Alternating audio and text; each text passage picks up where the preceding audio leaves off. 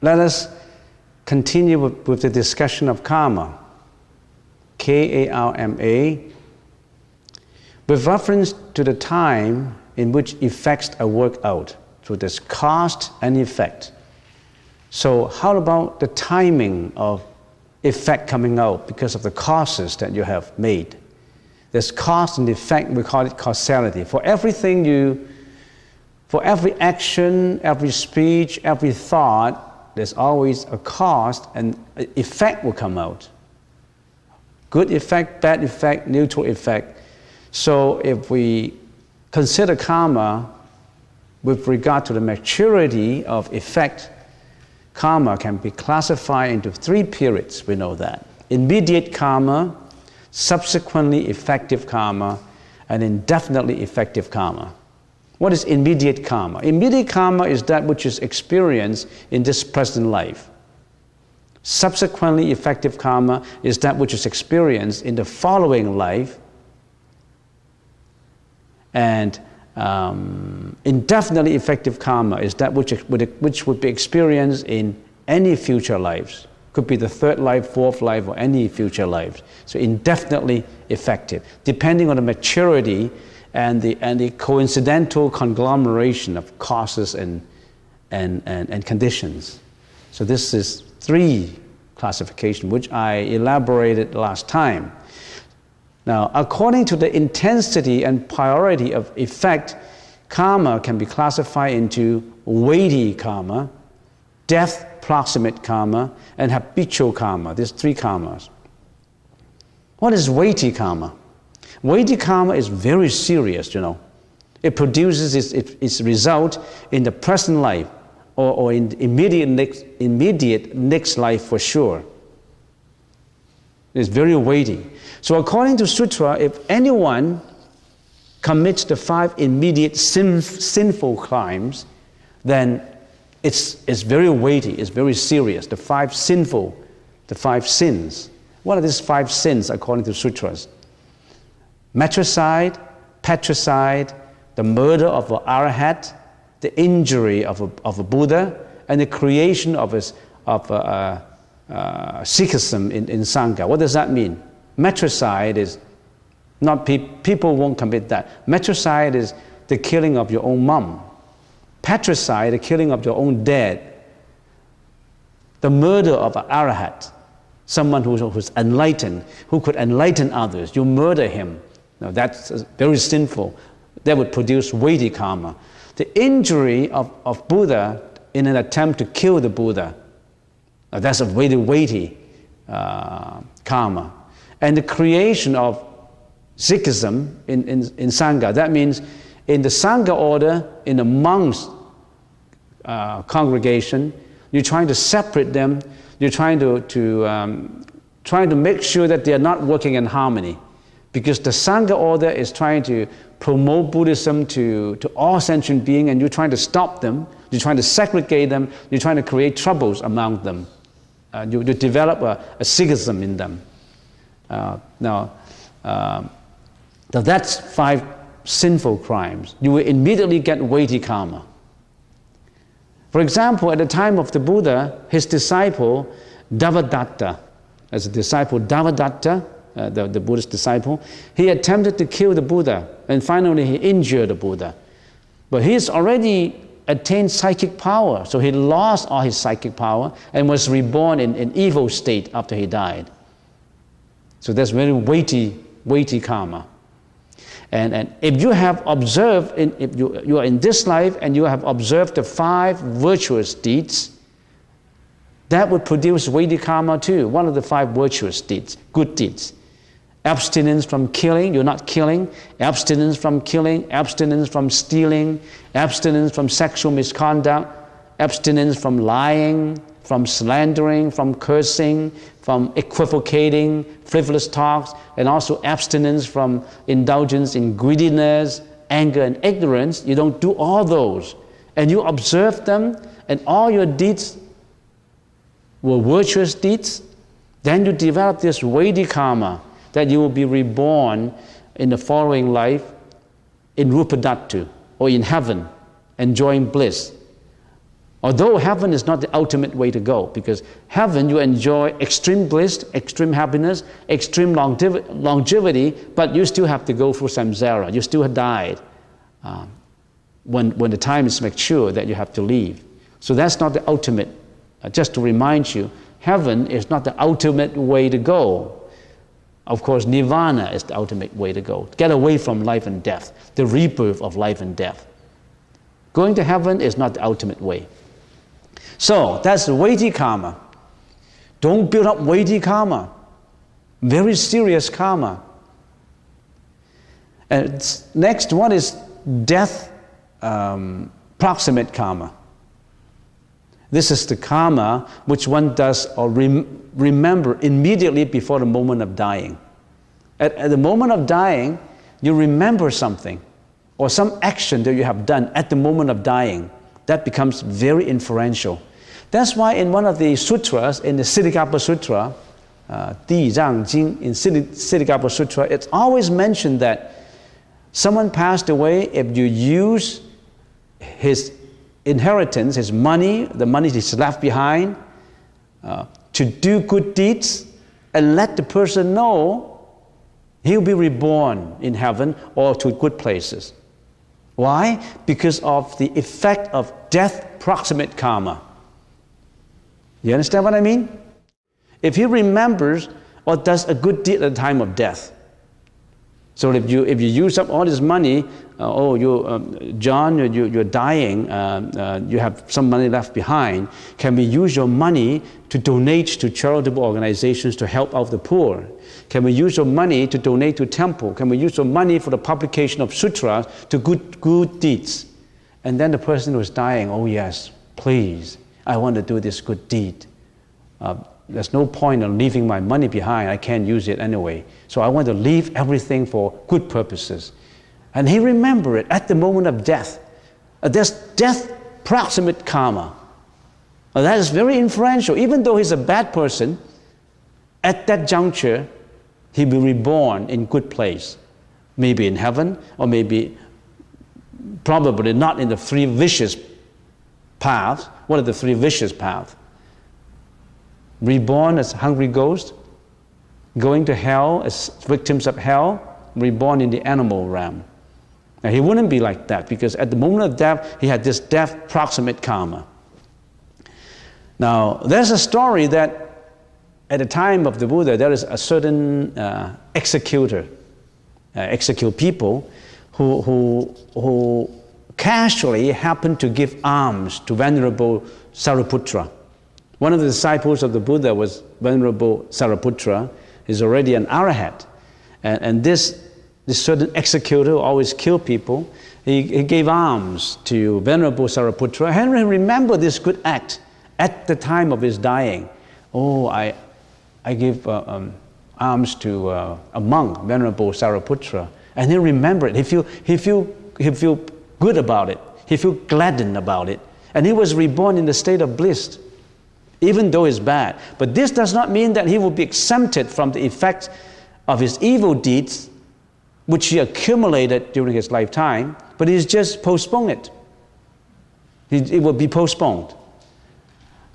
It's just his death proximate karma is very influential at the moment of death. So that's very important. So it's extremely important that a dying person, you must know how to deal with the situation. You could turn the plight of that person who is going down to hell or to the vicious path into good ways if you know how to. So at times, a good person may die unhappily by suddenly remembering an evil act of his during lifetime, some unpleasant action. For example, in the scriptures, Queen Malika, a consort of King Kasala at the time of the Buddha, she remembered a lie she had uttered to the king to cover her misbehavior. And she suffered for 7 days in a state of misery before he died. And that even though he didn't do any bad karma, but because he always remembered that bad thing. So at the juncture of death, you always tell the dying person, forget about all those bad things in the past. let go of it. So it's extremely important at the juncture of death, because there's death proximate karma. Everybody understand? So what is habitual karma? So we already have mentioned weighty karma, death proximate karma. What is habitual karma? Our habits, one's habits, whether good or bad, become one's second nature and form inferential karma too. There's a saying by some psychologists, psychiatrists. They say, your future depends on your habits. In other words, your habits determine your future. Habits are very important. If you have bad habits, you won't have good future. If you have the habit of being lazy, if you have the habit of being sloppy, if you have the habit of being selfish, if you have the habit of always creating jealousy, if you have the habit of always agitating yourself with anger, you can easily get upset, or you have the habit of being very extremely emotional, your habits affect you. Very much so, it affects you. It becomes very inferential karma. You watch your habit. Now, at unmindful moment, one often lapses into one's habitual thinking. In the same way, at a moment of death, one usually recalls to one's own habitual deeds. At the time of Sakyamuni Buddha, there was a butcher by the name Chanda, a butcher, and he was living in the vicinity of the Buddhist monastery. And at the moment of death, of course, he was suffering, and he was yelling like a pig, because he was earning his living by slaughtering pigs. He always, habitually, whenever he killed a pig, he heard that kind of yelling for mercifulness. And it became habitual in his mind. So at the time of dying, he yelled like an animal at the time of dying.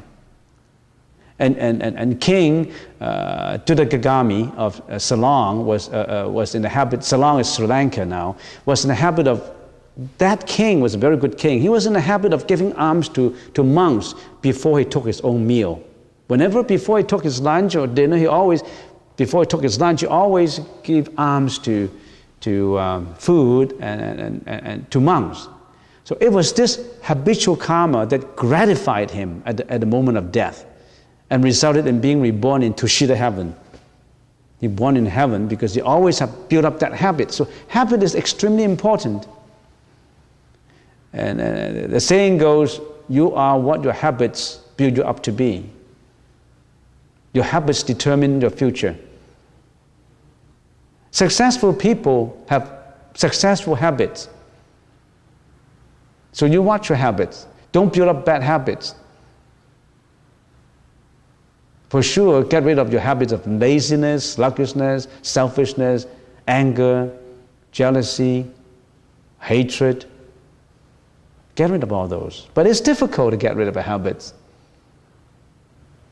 It's difficult enough to get rid of your habit of drinking coffee, smoking. It's difficult to get rid of smoking. Have you done it? If you become successful in getting rid of that cigarettes, how come you can't get rid of all the other bad habits? Don't blame the society. Don't blame your mom and dad, your family, or blame yourself. Blame your habits for not being successful. Starting from today, after this talk, change your bad habits. They're no good for you. They pull you down. They're like maras to you. You know what maras? They're devils. They're devils inside of you, waiting to pull you down. Are you going to fight with them? Get rid of your bad habits. They're no good for you. So that is habitual karma. That creates karma. So what do we have? So there is also a macro perspective of karma. The micro perspective of karma is Vedic karma concerning the individual, Vedic karma, death approximate karma, habitual karma, immediate karma, subsequently effective karma, indefinitely effective karma. But there's also the macro perspective of karma, collective karma and individual karma. What is collective karma? We're living in this part of the world. So this country is our collective karma. This is Canada. This is collective karma. We enjoy the same air, the same water. We can walk the same land. Not everybody connect. Not all people on earth enjoy this collective karma. People, for example, who are in other countries, they can't walk this land. So this land becomes the collective karma. The mountain, the landscape, the fresh air, the water, the streams, the house, public school, hospitals, the roads. Looking from that way, the government, Medicare, public houses, theaters, cinema houses, all these that everybody can go and enjoy, they are collective karma for us. And of course, there's also individual karma. As I have given an example before, we go to Save On Food. It's a collective karma that everybody can go in there. All the goods are displayed on shelves, all marked with price tag and all that. But because of your individual karma, you pick and choose your own. Some people are rich. They buy organic, they don't care about the price because they got lots of money. Their individual karma is they got good karma. And some people, they always have to check their budget. I can't buy this, this is too expensive. I only have so much money to spend every day. I can't buy this. So you see the difference? In collective, that is the individualistic karma, even though it's collective. So collective karma and individual karma. How come we have individual karma? Because everybody's action, speech, and thoughts are different. Why is he richer than me? He has a lot of money and I don't. Why is he more intelligent than me? Why is he has good look and I don't have good look? He's physically sound and I'm not. Don't be jealous. He cultivated these good causes before or in this life. Not Buddha who gave him all this. He cultivated all these things. Why did he become rich? In his last lifetime, he was extremely generous. He gave out. He helped the poor by giving a lot of money. He donated a lot.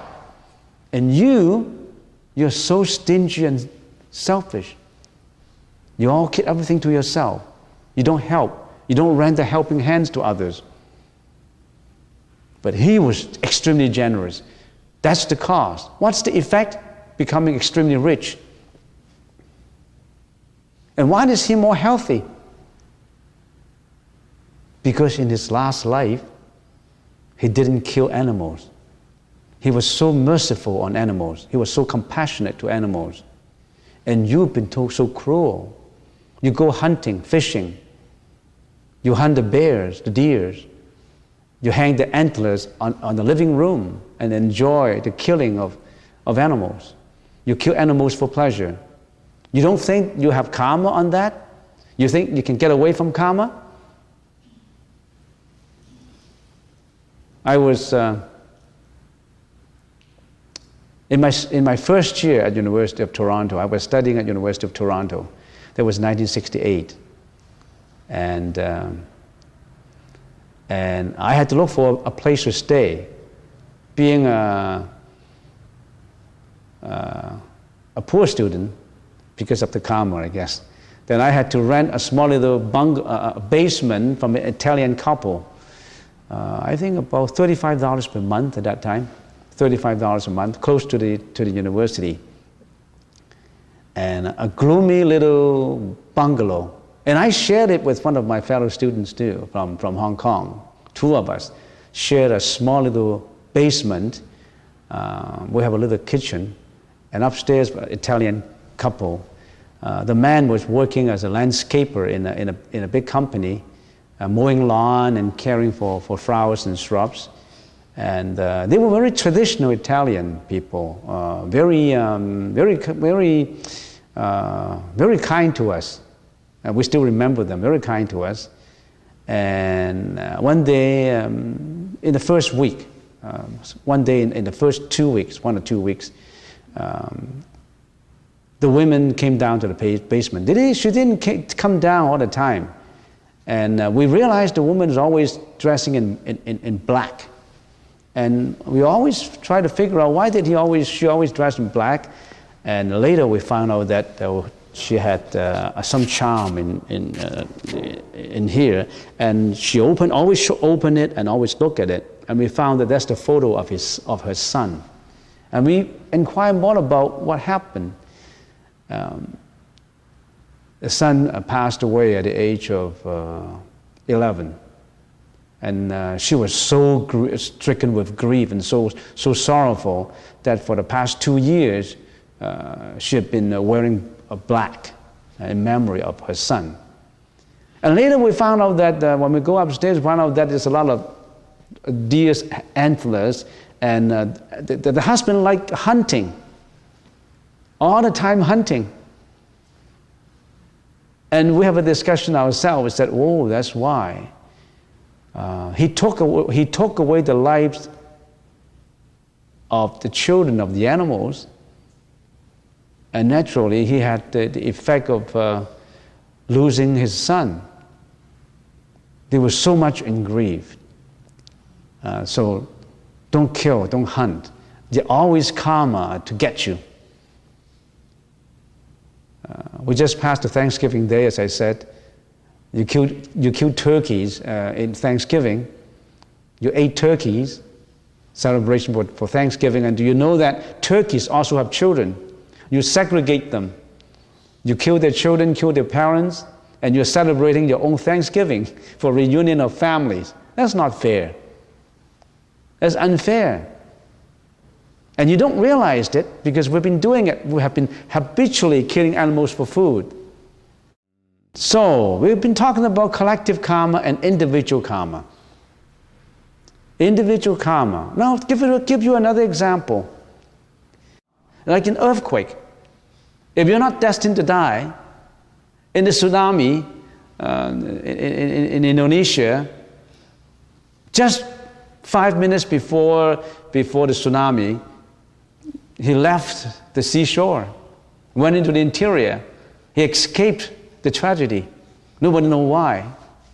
Because he didn't have that karma, individual karma affecting him. There's collective karma, there's individual within the collective. You understand what I mean? And also, if you're always chanting, you'll have blessings. That's why we said always chanting. You know why? Because you're always connected with certain spiritual dependencies that would give you the feeling that, hey, you should leave, there's a tsunami going on. There's always chanting. Because there's bodhisattvas and Buddhas who try to save you. But you need the communication with them. Bodhisattvas and Buddhas are always rendering compassion to sentient beings. But are you communicating with them? It's just like everyone is a little lake, a pond, a lake. And the moon is always in the sky. The moon is radiating light with no discrimination. The moon radiates light, gives light, with no regard as to who you are. All the lakes in the landscape, they all got the light. But if your lake is all polluted, you don't get the benefit of it. It's not because the moon is not shining on you. The moon does not discriminate. I don't want to help him, I want to help her. I want to help this nation, I don't want to help this nation. Bodhisattva and Buddha don't make the difference. The light is all the same, always shining, helping you. Compassion is always rendering to you. But have you got that linkage? Did you clean up the lake of your mind, the water of your mind? Your water is polluted. Your water is wavy. You don't get the light. It's because of you, not because of the moon. So you always have to maintain that tranquility of communication. Always meditate, always say your mantra. And you also support your mantra chanting, your prayers, by your good deeds. You know why? Even though if you are chanting all the time, you're trying to communicate this peaceful linkage with Bodhisattvas. But if you're always building up bad, weighty karma, habitual karma, how can you get it? The lake of your mind is all polluted. You can't get it. It all depends on you yourself. Nothing to do with the moon. The moon is not making any discrimination. The moon is always there, shining, shining, shining. But it's the individual lakes that are different. Your individual karma. Can you purify your karma? Can you purify your lake mind? That's the thing you should do. You did it this morning. When we say Om Mani Padme Hum, Om Mani Padme Hum. We did it. You can do it at home. All the time. So we got collective karma and individual karma. Karma is changing though, it's not fixed. So it does not mean that, oh, I got bad karma in my last lives, I'm doomed, I'm done for, nothing I can do. You know, I'm poor, I'm unhealthy, and I got a broken family, I have a divorce, I don't have a good job, oh, I'm finished for this life. No. You can change it, starting from today. Purify your karma. So we're not destined by karma. Fate is in your own hands. Fate is in your own hands. Because the moon is the same. The light from the moon is the same, from the Buddha is the same. But your lake, your mind lake is polluted. It's different. Can you purify it? If you say, I can't, well, it's up to you. Whether you can or not, you cannot, it's up to you. Let me tell you a story. There was an old monk who through a diligent practice of meditation, had attained a certain degree of spiritual penetration, or what we'll call samadhi, had a certain degree of samadhi, and he could predict the future of a person by looking at his face, the feature of his face, the color, the energy. He has certain power because of, after a while of spiritual penetration and concentration, you got that power. But mind you, that's not the objective of meditation. Don't attach to it. Don't say, I want to meditate because I want to attain that spiritual power. Oh, then you got a Mara in you. Very dangerous. Because the Mara would know that, oh, this meditator, he is greedy and he wants psychic power. Maybe I should cooperate with him. I have a little bit of psychic power. I enter in his body. If you got the spirit enter your body, you can't get rid of him. For the rest of your life, you will always be his slave. Don't try to get spiritual power. When it comes, it comes. Don't try to get it. Don't attach to it. Now this is something just to, as a sidetrack to mention it to you. So, he had a novice monk, Samanara, novice monk, who was about 8 years old. And one day the old monk looked at the boy's face and saw that he would die within the next few months. The old monk meditating and looked at the boy's face. Oh, he realized the boy, by looking at his energy, maybe his aura, he realized the boy would pass away in a few months, 3-4 months. He didn't tell the boy what he saw. He felt that the boy should return home to his parents so that he would be with his family when he was dying. So he told the boy, go back, told the boy to take a long holiday and go and visit his parents. He said, take your time. And don't hurry back, just take your time and go home and enjoy yourself. So the boy went home. 3 months later, to his astonishment, the old monk saw the boy walking back up to the monastery in the mountain now. When he arrived, he looked intently at the boy's face, and he saw that now the boy would live to have ripe old age, will have longevity. So the old monk was quite suspicious. He didn't know why, and the old monk asked the boy, "Tell me everything that happened while you were away." So the boy started to tell his journey down the mountain. And he told of villages and town he passed through, of rivers he crossed, of mountains he climbed. And then he told how one day he came upon a stream in flood. A stream, not a deep stream, a stream that you can wade across, maybe about 2 feet, 2-3 feet. He went to a stream in flood. And he noticed when he was wading his way across a flowing stream, he noticed that a colony of ants had become trapped on a tiny little island. Ants, a whole group of a colony of ants trapped on an island in the middle of the stream, is almost submerging down. And moved by compassion for these poor creatures, ants, who were going to die, he took a branch of a tree and he laid it across the stream, connecting the small little island to shore, to the bank of the stream. And the boy was holding the branch, and to his astonishment, the ants knew. So all these ants were crawling from the tiny little island across the branch onto shore, onto the bank of the stream. So he held the branch for quite a while, because there's many, many ants.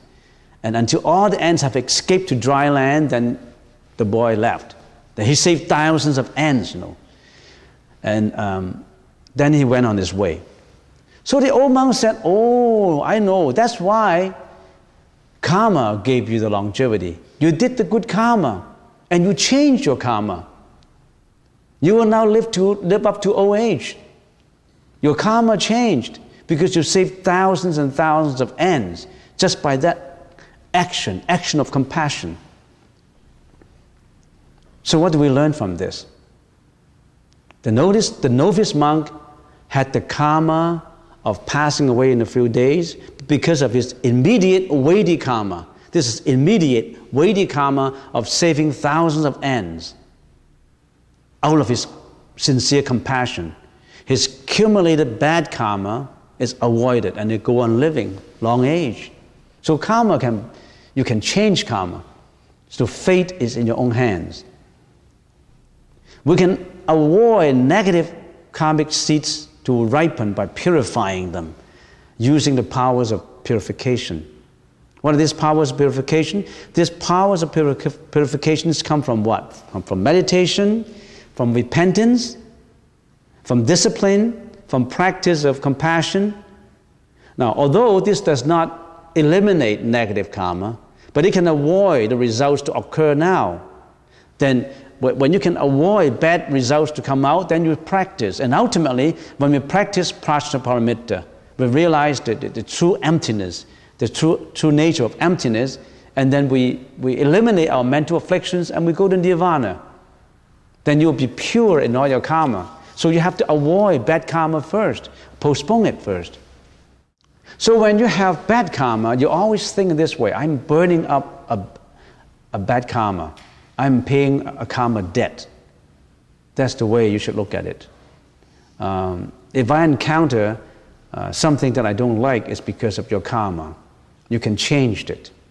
Karma can be changed. So the concept of karma tells us that we must be extremely careful on our deeds.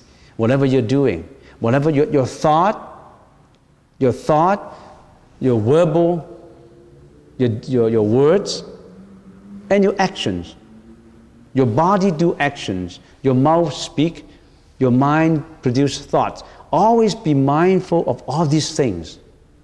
Don't curse people, don't lie, don't slander, don't yell, don't get angry all the time, don't get emotional. Always try to help.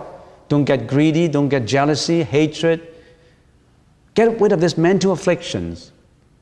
Purify your karma. When you're always in the process of purifying your karma will be pure. And you always do your chanting and your repentance, then you will improve your karma. So don't think that a small sin does not matter. I've done something wrong, it does not matter. Oh, someone wants me to go fishing with him. Oh, it does not matter. I just go fishing just for one day. That's killing.